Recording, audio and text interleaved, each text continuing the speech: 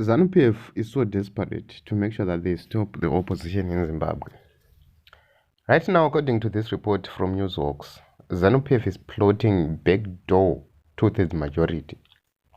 And they say President Mnangagwa's jittery administration has launched a vicious crackdown on the opposition to kill two birds with one stone, stopping any potential revolt while aiming to get two-thirds majority via the back door. So, they want to use the courts to disqualify MPs. Secondly, they will use arrests to also take away membership from the parliament, from MPs. So, it will be two members of one of Zimba and one of Seke. They are targeted to be removed through these courts. Then they will use arrests after arrests. After doing so, you will see them going back to the courts again to say, let us revise the proportional representation.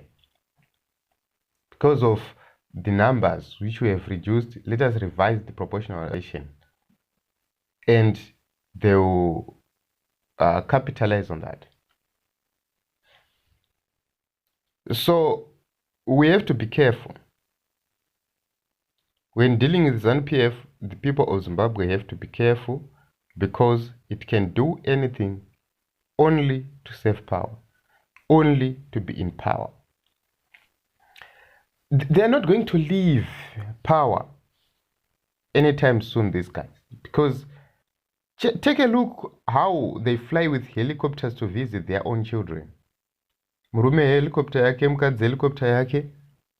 Yes, they do that at the expense of the citizens.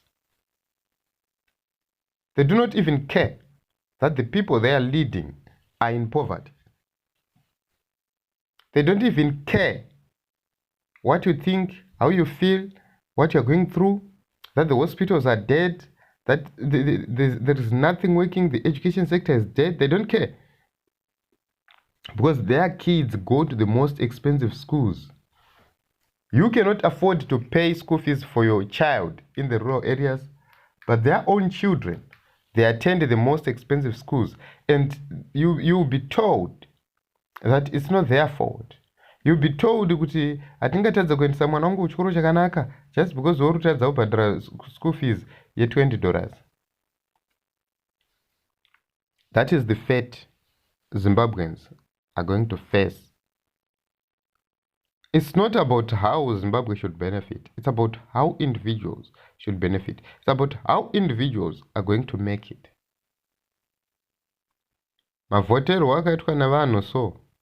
Sometimes you wonder. Kuti vanhu vedu vanofunga here, vakadzidza here, vakaita sei zvechokwadi.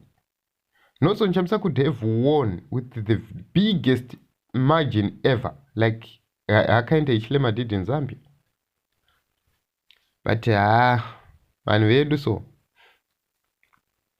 So let us be vigilant, Team Zimbabwe. Let us work together and make sure that we defend our revolution, we defend our future as young people.